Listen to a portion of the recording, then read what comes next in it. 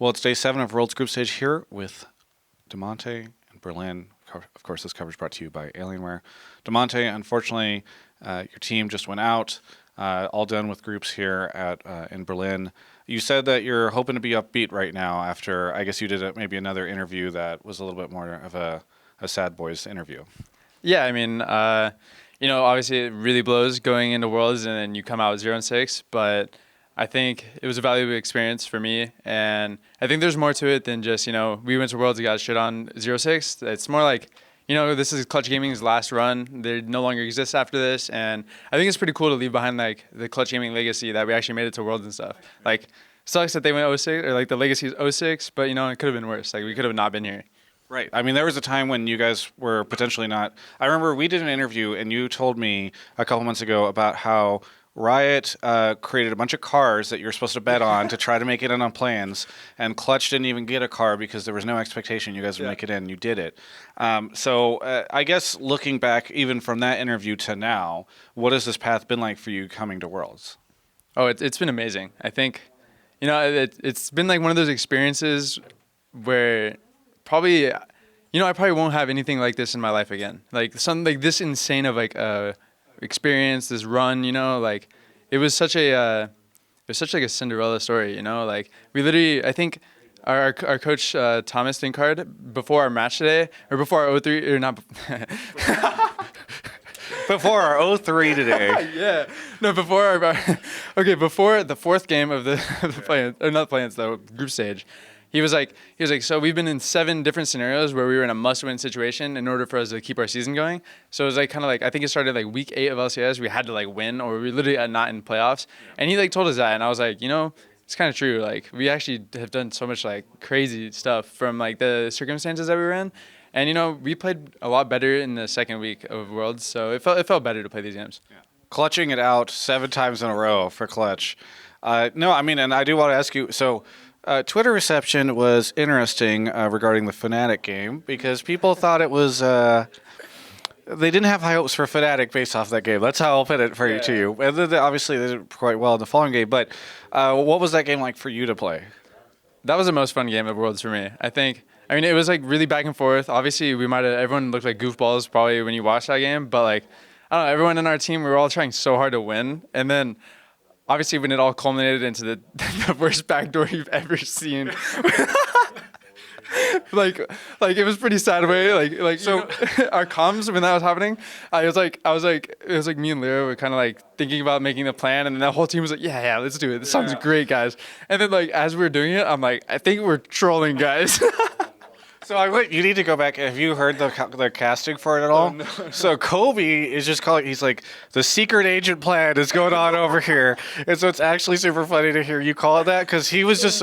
Everyone was kind of like, "What is this? Oh, this is interesting." Oh no, they just lost the game. That was unfortunate. So it was quite fun to watch, even if a little bit of a anticlimactic ending to that.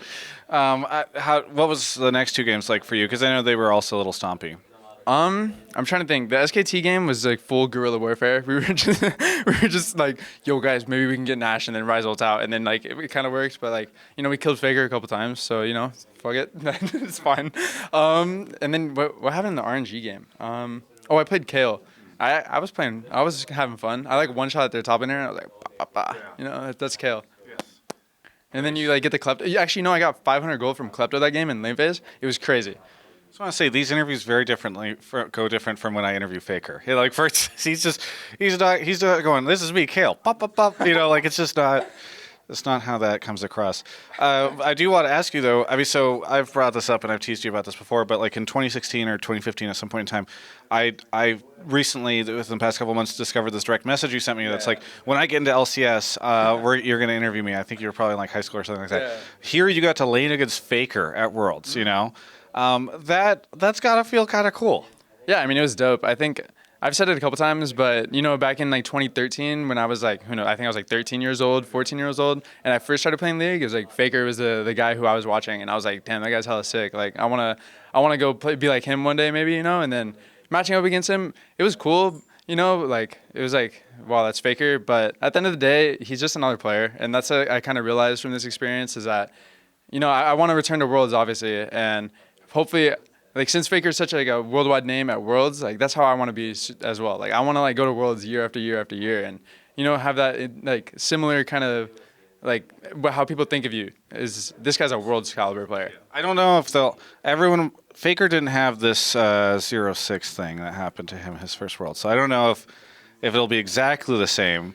Maybe it'll be like, remember Damonte? He didn't do well, or the team didn't do well, but then he crushed it, and they won Worlds the very next year, right? I'm just saying there's more of an arc, a redemption arc potential. You really saved that. You bullied me, and then you were like, "Oh yeah, next year it's gonna be fine. Like you're gonna win Worlds, bro." I'm just saying. Why is he bullying me? Regardless, I mean, it's North America. We all get bullied together at Worlds. Anyway, what do you think TL has chances tomorrow? After today, you're like, I don't know. These other regions are pretty strong. TL's gonna 3-0 tomorrow. Okay. They're gonna make it out of groups because the other NA teams let us down, and I'm just. It would be absolutely this. Actually, there's nothing to say. If no team makes it out of groups from NA, it's fucking. I know you said you've been watching Worlds since 2013 and 2014. I want to spoiler alert. This has happened before, where nobody. And also spoiler alert. TSM and TL. Our first seeds, they normally play last, and they normally choke after when they're the last hope. But you think that's not going to happen this time? Do you know when this interview's coming out? It'll probably not be. I'm not going to put it up tonight. It'll be on the other side of the TL thing, so you'll look one way or the other. Oof.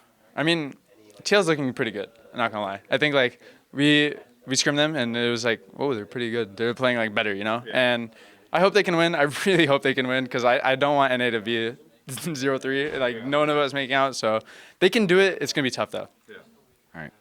Well, is there anything you want to say to all of the Clutch gamers out there who now have to hang up their Clutch gamer banners and move on to a new world? Somebody keeps flicking the light on in this room.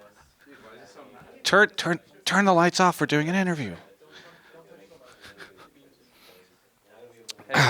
This is all going in, by the way. Travis. People need to see. Travis, it's okay, man. It's been a stressful world. You don't have to get so stressed out over that, Travis.